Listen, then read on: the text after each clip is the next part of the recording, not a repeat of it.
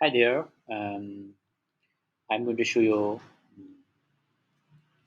how can you solve horizontal scroll in your website in your mobile version. You can see my Elementor website on the mobile version here, like this horizontal scroll. Okay, so how can we solve it easily? So first of all, go in here, page setting, and click here and click advanced and paste the code body and overflow hidden. Okay, and then it's solved.